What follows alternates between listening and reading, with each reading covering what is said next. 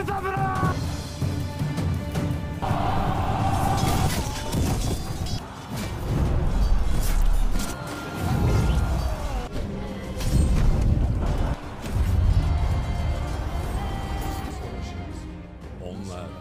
başkaları ölmesin diye öldüler.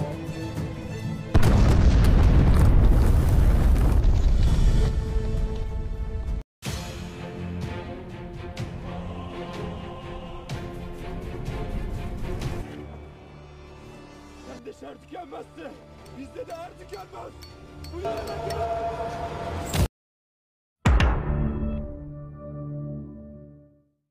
Berlatar waktu di pertengahan abad ke-15, pada masa kekuasaan Sultan Murad II di Kesultanan Ottoman. Ottoman berhasil menguasai sebuah daerah di timur Romania, yang bernama Wallachia, tanpa adanya peperangan setelah membantu penguasa yang sah merebut kekuasaan dari tangan pemberontak. Yang sebagai bukti kesetiaan pemimpin Wallachia itu, dia pun menyerahkan 2 dari keempat anaknya yang bernama Rado dan Vlad kepada sang Sultan Murad.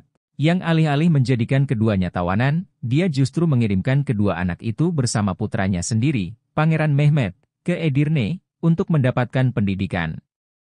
Berada di Edirne, sang adik, Rado, tumbuh menjadi anak yang cerdas dan tekun yang kemudian memeluk Islam, sementara sang kakak Vlad, tumbuh dengan sifat iri dengan sang adik yang selalu mendapat pujian, pemarah, sombong dan hobi membunuh binatang kecil, yang bahkan burung milik sang Pangeran Mehmed pun pernah dia remas sampai tak bangun lagi. Dan oleh sifat mereka, kelak mereka pun mendapatkan julukan masing-masing, yaitu Rado si tampan, Mehmed sang Al-Fatih atau penakluk Konstantinopel, dan Vlad sang impaler atau penyula.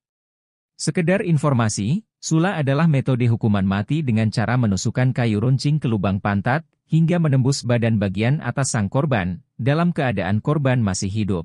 Yang atas metode hukuman kejam yang dilakukan oleh Vlad kepada rakyatnya, yang sebagian besar adalah bangsawan yang memberontak kepada ayahnya, bangsa Ottoman di perbatasan, serta pedagang-pedagang yang sebagian besar adalah orang-orang Jerman. Maka Ottoman mengirimkan utusannya untuk memperingati kelakuan zalim Vlad, yang telah dibantu Ottoman dalam merebut kekuasaan dari tangan pemberontak yang menggulingkan ayahnya. Tapi bagaikan air susu dibalas air tuba. Alih-alih mendengar peringatan Ottoman, Vlad justru memaku kepala utusan Ottoman karena alasan remeh, bahwa sang utusan itu menolak untuk melepas sorban di kepalanya, yang mengingatkan Vlad tentang masa-masa di Ottoman dulu yang dibencinya.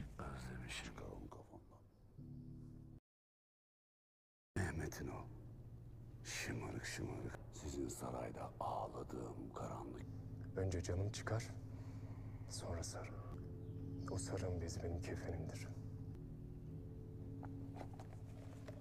Peki.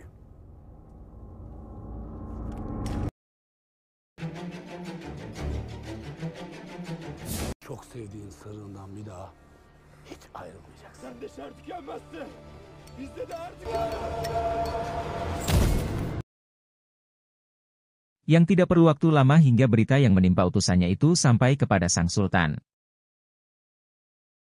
Di mana sang sultan segera mendatangi sebuah tempat, dan melepaskan seekor burung dari sebuah sangkar. Yang di belakangnya, ada sebuah pergerakan dari pria yang bernama Baba Sultan.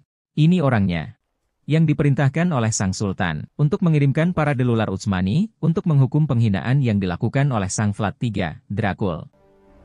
Osmanoğlu mülkünün deli evlatlarına haber ile. Vazife sendedir. Hakanımızındır. Maka dipanggillah para delular Utsmani itu, yang merupakan unit pasukan khusus kavaleri ringan terbaik milik Utsmani, yang kesemua anggotanya berpakaian barbar, garang, memiliki kemampuan survival, dan sepenuhnya mengabdikan diri pada medan perang, karena itulah satu tujuan hidup mereka, yaitu menang di pertempuran, atau gugur dan mendapatkan kematian syahid. Dan karena penampilan mereka garang, jangan nilai sampul dari bukunya. Mari saya kenalkan satu persatu anggota mereka. Yang pertama ini adalah Gokurt, orang yang berpakaian nyentrik dan greget. Gimana gak greget coba, sholat saja dia di atas gunung berbatu, nan curam. Apalagi pakaiannya. Dengan aksesoris sayap di punggungnya, tentu saja dia akan selalu diincar apabila bertarung di medan perang. Kemudian ada Asgard.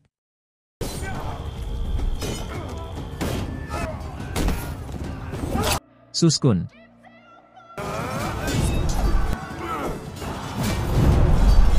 Konggar.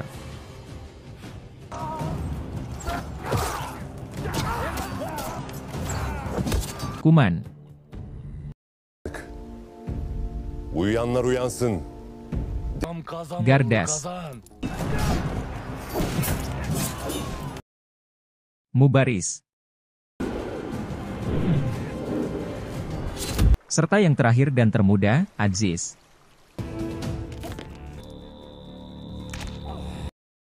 Di mana mereka berdelapan pun datang menghadap Baba Sultan, dan diberitahu misi mereka, untuk menghentikan kesaliman yang dilakukan oleh Sang Dracula.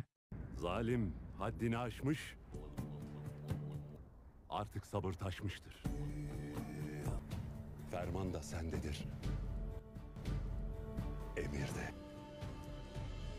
Zulmün cezasını tez verin.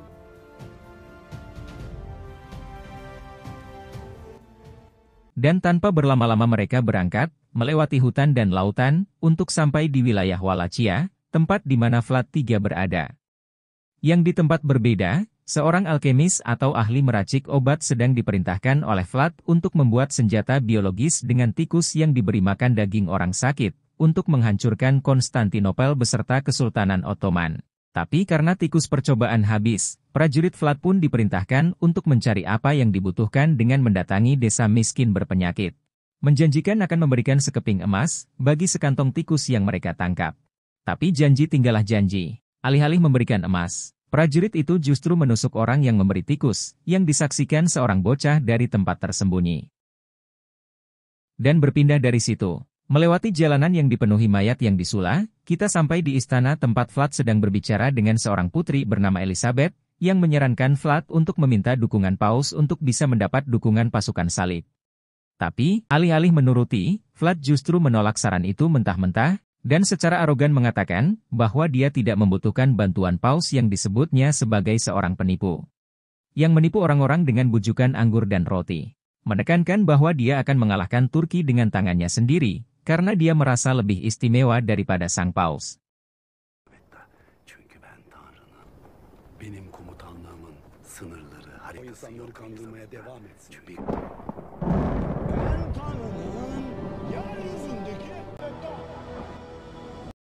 Beralih ke sisi lain, para deliler pun beristirahat di sebuah gua, sembari membahas rute selanjutnya yang akan mereka lalui. Di mana, ternyata, jalur lurus yang hendak mereka lalui itu, sudah penuh dengan para bandit yang dimiliki oleh Vlad. Tapi alih-alih memilih jalan memutar, mereka pun memutuskan untuk menerobos jalur berbahaya itu saja. Sekalian memusnahkan para bandit itu, sesuai amanat Sultan bahwa misi mereka adalah memusnahkan kesaliman, yang berarti bukan hanya untuk Vlad seorang, tapi juga anak buahnya yang menebar teror bagi desa-desa di sekitar. Yang di tempat lain, si alkemis ditemui oleh Putri Elizabeth, yang menginginkan konfirmasi perkembangan senjata biologis, dan memaksa si alkemis agar segera merampungkan senjata wabah itu, jika dia masih menyayangi nyawanya. Yang tanpa mereka sadari, seorang anak sedang menguping pembicaraan mereka, lalu melaporkan apa yang dia dengar tadi kepada kakeknya. Evsizleri sokan askerler geldi. Bir sürü fare toplattılar evsizlere. Fareleri götürdük, prensesle konuştu. Yang di tempat lain, di sebuah desa yang tenang. Keadaan desa itu tiba-tiba berubah menjadi riuh dan kacau karena kedatangan para bandit milik Vlad, yang berniat menjarah desa itu dan membunuhi orang-orang tak bersalah, dan meskipun ada perlawanan kecil, itu tidaklah sepadan. Hingga hanya menyisakan seorang wanita saja, yang terkepung dan dengan mudah dipatahkan perlawanannya. Namun, tiba-tiba para delular berdatangan, dan balik membantai para penjarah itu hingga tidak ada dari mereka yang disisakan.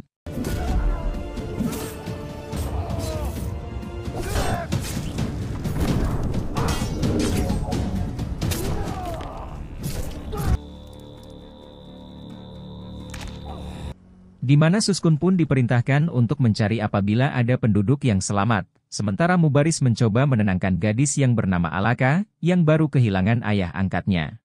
Bacım ağlama. Cennete gitti o. Ölüp giden dünyanın şerrinden kurtulmuştur. Hem senin atan şehit oldu. Allah bize de nasip eder inşallah.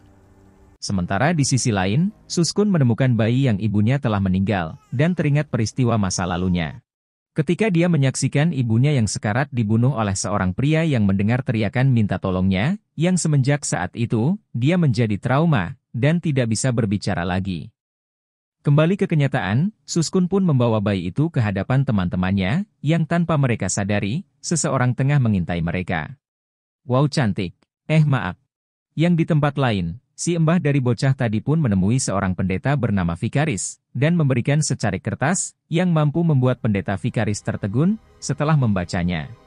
Dan berpindah ke tempat para Deliler, singkat cerita mereka pun melanjutkan perjalanan dengan membawa Alaka, dan sang bayi. Di mana mereka pun berhenti untuk meminta susu dari pengembala kambing. Di mana Alaka dan Asgard saling berbincang, dan Alaka pun menjelaskan bahwa dia tidak mempunyai tempat tujuan setelah ayah angkatnya itu telah tiada, dan menyadari apabila Asgard sadar akan kalung salib miliknya.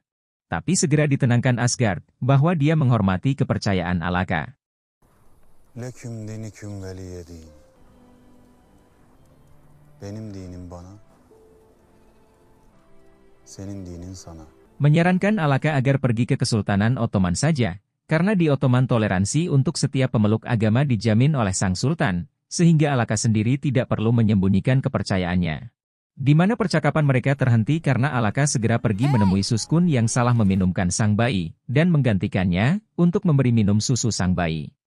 Dan di tempat lain lagi, ternyata ada satu orang penjara yang selamat, setelah berhasil kabur dari para Deliler, namun seolah masuk ke kandang singa setelah lepas dari kandang buaya, dirinya justru mendapat kemarahan Vlad, dan dihantamkan ke meja berkali-kali setelah melaporkan bahwa pasukan penjarahnya telah dihabisi oleh orang-orang misterius. Kembali ke para Delular, mereka pun sampai di perkemahan para Yahudi yang sedang mengadakan pesta pernikahan, di mana mereka pun disambut dan diterima oleh orang-orang Yahudi itu, tanpa banyak pertanyaan.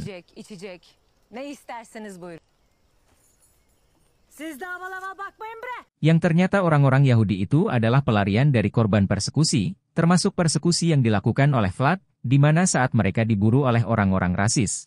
Hanya orang-orang Turki lah satu-satunya yang mau menolong mereka, sementara teman-teman mereka menutup pintu untuk mereka, sehingga mereka merasa memiliki hutang budi terhadap orang-orang Turki. Dan mungkin karena itulah mereka mau menerima para Delular dengan tangan terbuka. Di mana ada satu orang dari anggota perkemahan itu yang mendatangi para Delular, dan berniat memberikan makanan. Tapi karena dia tidak terlihat seperti orang Yahudi dan mencurigakan, maka Mubaris menyuruh untuk Aziz untuk tidak menerimanya. Yang di tempat lain, di Gua Alkemis, sang alkemis tengah sibuk mengambil daging orang yang tengah sakit, dalam keadaan orang itu masih hidup, untuk diberikan kepada tikus yang akan menjadi inang wabah, yang tanpa ia sadari, pendeta Vikaris diam-diam tengah mengintai dirinya. Di mana pagi harinya, Asgard menjelaskan bahwa sekarang adalah waktunya mereka berpisah, karena jalan hidup para Delular tidaklah cocok untuk wanita dan anak-anak, walau meskipun sebenarnya keduanya mempunyai rasa ketertarikan satu sama lain, tapi Asgard berusaha memendam perasaan itu karena teringat kewajibannya, dan meminta agar Alaka menjaga sang bayi. Di mana Alaka pun mengerti dan menyanggupinya. Tapi itu berbeda dengan Suskun, yang malah menolak untuk menyerahkan sang bayi, dan harus dipaksa Gokurt berulang kali sebelum benar-benar mengikhlaskan untuk melepas bayi itu. Yang Gokurt sendiri kemudian menghampiri seorang anak yatim piatu keturunan Turki, yang orang tuanya dibunuh oleh prajurit Vlad. Allah babanın yanına gittiğim zaman onların yaptığı bütün zalimlikleri anlatacağım. Di mana Gokurt pun segera menjelaskan dengan pelan kepada sang gadis kecil itu, bahwa dia tidak perlu bertemu dengan Allah agar doanya didengar. Cukuplah berdoa ketika dia sholat, maupun di saat apapun, karena Allah memiliki sifat maha mendengar, dan pastilah Allah akan mengirimkan para singa yang di sini bisa diartikan para Delular, untuk membalaskan kematian kedua orang tuanya. Yang di tempat lain, di Istana Vlad, seorang duta besar Paus datang, membawakan hadiah sebuah mahkota perak kepada Vlad. Yang dengan tidak sopan, diambil Vlad dengan kakinya.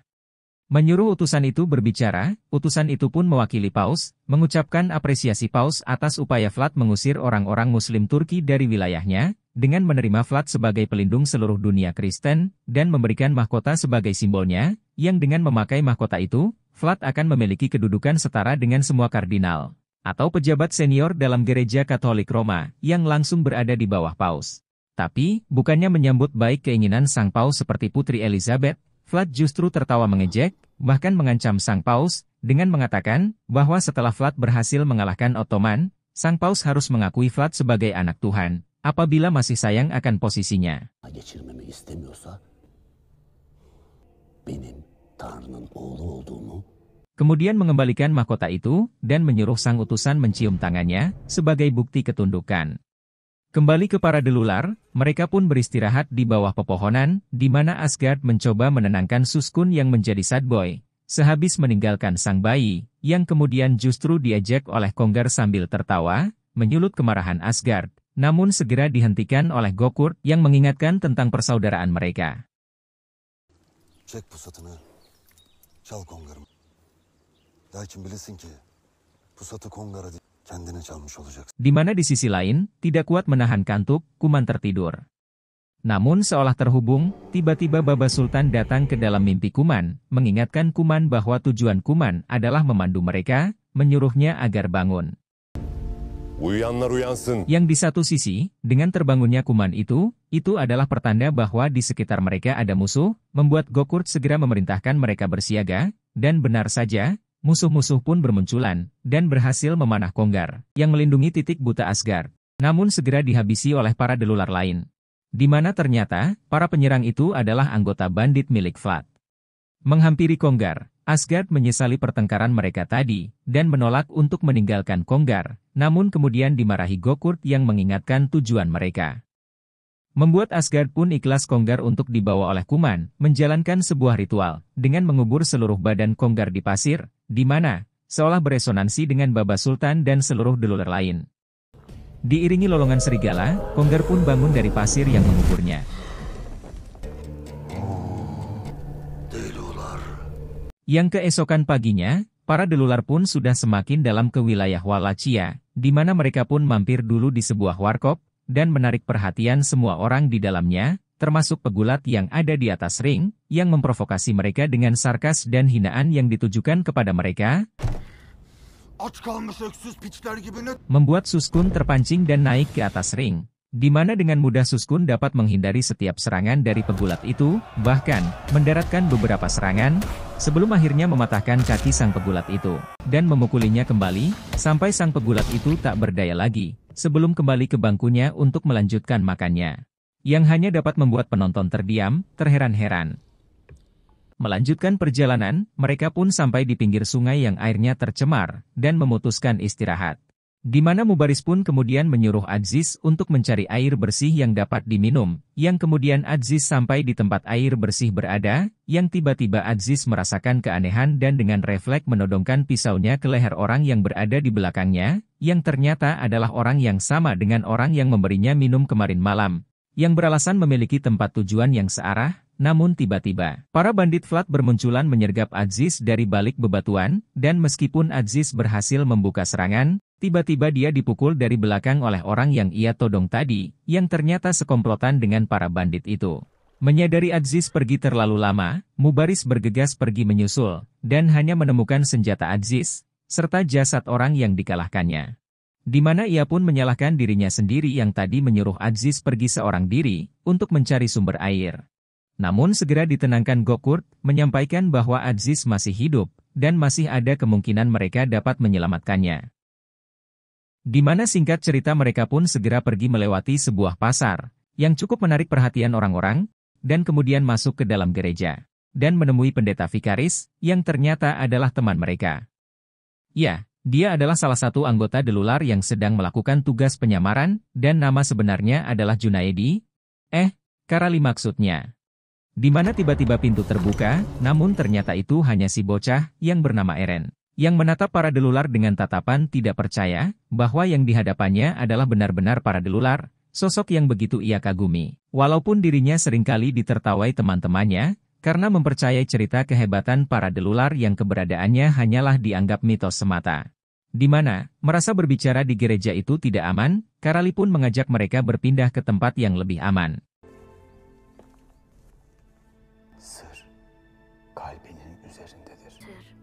Kalbimin üzerindedir. Yang di tempat berbeda, kini Aziz tengah diikat dan diinterogasi oleh Vlad dan mata-matanya, yang itu seolah percuma, karena meskipun mendapat siksaan yang mengerikan dengan metode potong jari, Aziz tetap bersikeras tidak mau untuk membuka mulutnya. Dan kembali ke para delular, mereka pun diberitahu Karali sebuah jalan rahasia menuju penjara Aziz, apabila mereka mau menyelamatkannya. Walau ada satu permasalahan lagi, yaitu sebuah senjata wabah yang dikembangkan oleh si alkemis. Di mana mereka pun setuju untuk membagi tugas, untuk para delular akan pergi ke jalur rahasia itu, sementara Karali akan ditugaskan untuk memusnahkan senjata wabah itu sendiri, di mana mereka pun saling memberikan keridoan masing-masing. Hakkını helal et. Hakkım sana. Sen de bana hakkını helal olsun. Allah yüreğine de, bileğine de zeval vermesin. Evelallah. Bir damla suyla geldik. Öyleyse kazamız mübarek, Hızır yoldaşımız olsun. Yang pada pagi harinya, Gokul memuji keberanian Eren dan keberhasilan mbahnya untuk mendidiknya, di mana Gokul pun memberikan aksesoris sayap miliknya kepada Eren, yang memiliki cita-cita ingin menjadi anggota delular. Dan setelah itu, mereka pun berangkat pada misi mereka masing-masing. Di mana Karali pun sampai di laboratorium gua alkemis, namun tidak menemukan seorang pun, yang itu memudahkan misi dia, yang dengan segera menabur bubuk mesio, kemudian meledakkan tempat itu. Sementara itu, mendengar bahwa ada sebuah pergerakan di selatan wilayahnya, Vlad mengumpulkan pasukan dan berdoa di pinggir danau sebelum memulai peperangan, berdoa agar Tuhan tidak meninggalkan dirinya seperti yang dilakukan ayahnya dulu, ketika membuangnya ke Utsmani, dan diakhiri dengan kalimat ancaman. Baba, eğer sen benim o kafir ve barbar Türklerin karşı senin adında sonsuza dek karanlıkta kalır. Buset, doa tapi ngancam. Yang setelah itu, pasukan besar Vlad pun bergerak, bertemu dengan para delular yang melihat Aziz telah babak belur penuh luka di sekujur tubuhnya, tapi masih bisa tertawa. Beralih melihat pasukan besar yang dimiliki oleh Vlad, jumlah pasukan itu sama sekali tidak menggentarkan hati para delular, tapi justru menambahkan semangat mereka, karena mereka tahu, disinilah mereka akan mewujudkan tujuan mereka. Gaziler, dem, şehadet vaktidir. Di mana mereka pun kemudian mengucapkan sumpah mereka. Bertepatan dengan kedatangan Konggar yang telah sembuh. Yeminler! Yeminler! Sancağımı yedektim! Taçlıların tacını! Başlıların başını ezmeden! Aptallar! Yolbaşı Vali Osman! Baş tacım! Muhammedül Emin'dir! Cümle zalimler! Yeminler! Yeminler! Yang kemudian dibalas oleh Vlad dengan mengeksekusi Aziz di depan mata mereka.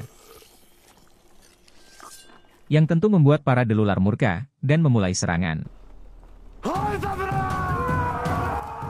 Di mana ternyata, Vlad telah menyiapkan jebakan berpeledak untuk menghancurkan mereka. Yang tanpa Vlad tahu, bahwa apa yang dia persiapkan itu sebenarnya tidaklah cukup, untuk menghentikan keganasan para delular, yang kini sudah didukung oleh pasukan utama mereka yang berhasil menyusul, dan langsung terlibat bentrokan dengan pasukan yang dimiliki oleh Vlad.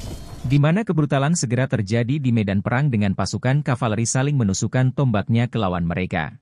Juga pasukan pejalan kaki yang dengan sengit berusaha menghabisi masing-masing musuh di hadapan mereka. Termasuk juga para delular yang menunjukkan kebolehan kemampuan perang mereka.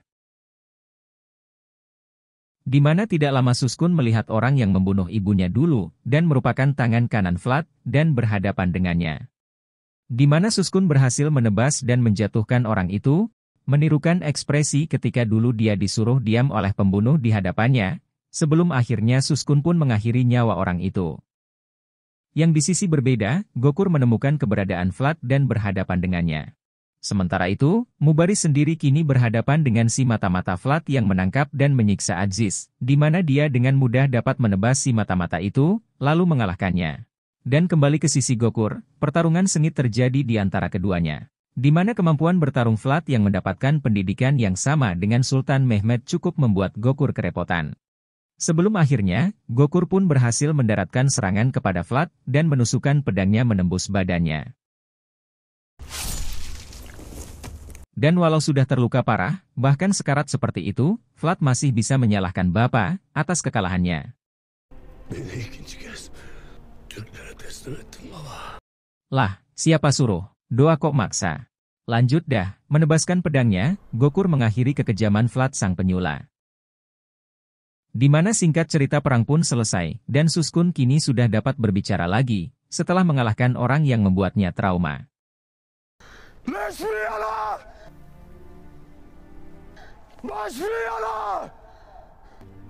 Di mana setelah itu, mereka menghampiri tubuh Aziz, di mana Mubaris pun menggantikan nama Aziz dengan Hamzah, sesuai dengan nama paman Nabi Muhammad, yang juga gugur dalam perang, dan menjadi penghulunya para syuhada.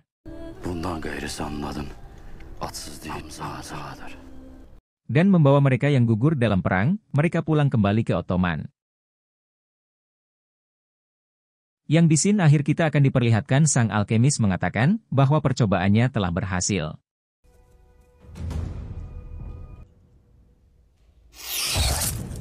Selesai. Sebenarnya film ini cukup bagus, tapi seperti serial sejarah Netflix pada umumnya, scene-nya pasti selalu berulang. Ya, mungkin itu untuk menghemat budget juga sih. Tapi semua itu cukup tertutupi dengan musik yang menurut saya cukup epik, dengan ada nuansa musik ala Mongol. Well, cukup segitu yang dapat saya utarakan. Jangan lupa tetap dukung Kasih Tahu Film dengan cara subscribe, share, tetap jaga kesehatan, dan sampai jumpa di video selanjutnya.